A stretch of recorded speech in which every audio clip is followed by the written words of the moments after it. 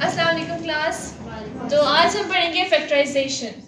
अगर इसकी डेफिनेशन को देखा जाए तो the process of finding factors in algebraic expressions, यानी कि अलजेब्रिक एक्सप्रेशंस में फैक्टर्स बनाने को फैक्टराइजेशन कहते हैं। अब अगर हम अलजेब्रिक एक्सप्रेशन की बात करें, अलजेब्रिक एक्सप्रेशंस क्या होती हैं? अलजेब्रिक एक्सप्रेशंस है combination of constants, variables, coefficients as symbol of operations, means के प्लस माइनस मल्टीप्लाई वगैरह अलजेब्रिक एक्सप्रेशंस कहलाते हैं। जब ये तमाम चीज़ें मिलती हैं तो क्या बनती है हमारे पास अलजेब्रिक एक्सप्रेशन। फॉर एग्जांपल यहाँ पर मैंने एक अलजेब्रिक एक्सप्रेशन लिखी है। अब यहाँ पर ये जिन सब चीज़ों से मिलकर ये बना हुआ है, ये इस पूरे इसके हिस्से हैं। अब 3 हमारे पास क्या है? कांस्टेंट। x क्या है? वेरिएबल। 2 क्या है? जो उसकी पावर में है, हम इसे कहते हैं एक्सपोनेंट। 5 भी कांस्टेंट है। और ये हमारे पास क्या है? Operation, symbols of operations. तो ये हमारे पास क्या कहलाती है? Algebraic expressions. फैक्टराइजेशन का मतलब है कि हम इस अलजेब्रिक एक्सप्रेशंस के फैक्टर बनाएं, यानी इनको इक्वल पार्ट्स में डिवाइड करें, इनके छोटे छोटे हिस्से बनाएं।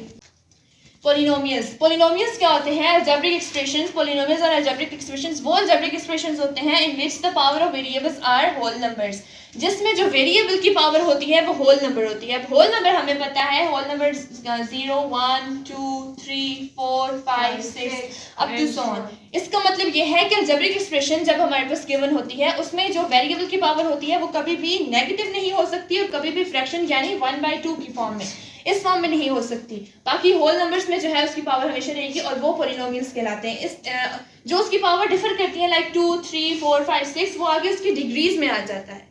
तो जितने भी आगे अगर इसकी पावर 2 होगी तो वो डिग्री ऑफ 2 की होगी, 3 की होगी, 4 की होगी, 5 की होगी। ये सारी डिग्री ऑफ पोलिनोमियल्स की डिग्रीज कहलाती हैं। अब इसमें फैक्टराइजेशन में बेसिकली अगर हम अलजेब्रिक एक्सप्रेशंस की उसको हिस्सों में डिवाइड करने के मेथड्स के बारे में अगर देखें तो वो उसके 3 मेथड हैं। तो चलिए अब इसके एग्जांपल की तरफ चलते हैं। हमारे पास एक अलजेब्रिक एक्सप्रेशन है x² + 5x + 6। अब हमने इसके फैक्टर्स बनाने हैं। अब हम इसके फैक्टर्स किस तरह से बनाएंगे? मिड टर्म ब्रेक के जरिए।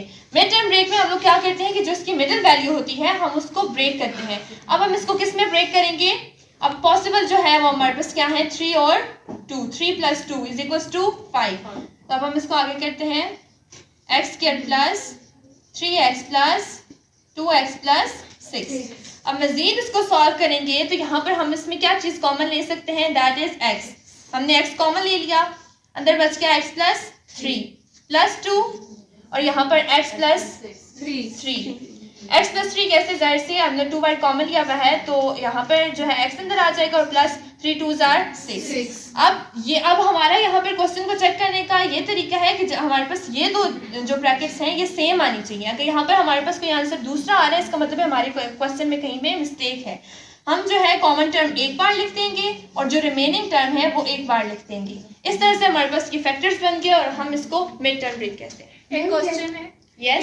आपने बोला है कि ये 5 को जब हम लोग ब्रेक करेंगे तो 3 और 2 को प्लस करने से तो 5 नहीं आता, 4 और 1 को प्लस करने से भी तो 5 आ सकता है। Very good question. लेकिन हम इसमें एक और चीज़ को भी मद्देनजर रखते हैं, वो ये है कि जब हम मिड टर्म ब्रेक करते हैं हम कोई ऐसे डिजिट लेते हैं जिनको हम ऐड करें तो हमारे पास मिड वैल्यू आए और जब जिनका हम प्रोडक्ट लें तो हमारे पास ये वैल्यू आए। फॉर एग्जाम्पल अगर हम 3 और 2 को लेते हैं तो 6 है और ये 1 है। जब हम इन दोनों को आपस में मल्टीप्लाई करेंगे तो आंसर 6 आएगा। 3 और 2 को प्लस करो तो 5 आता है और 3 × 2 करो तो क्या आता है? 6। इसका मतलब है कि हमने वो दो ठीक वैल्यूज ली हैं जिनसे हम जो है इनका आगे प्रोडक्ट ले सकते हैं। दूसरी बात, अगर आप क्वेश्चन में देखा जाए तो हम यहाँ पर अगर 3 और 2 ना लेते, 4 और 1 ले लेते तो हमारे पास कभी भी ये क्वेश्चन आगे सॉल्व ना हो पाती। हम उसको सॉल्व कैसे करते? That is the thing. So ये है इसकी एग्जाम्पल और ये था हमारा आज का फैक्टराइजेशन।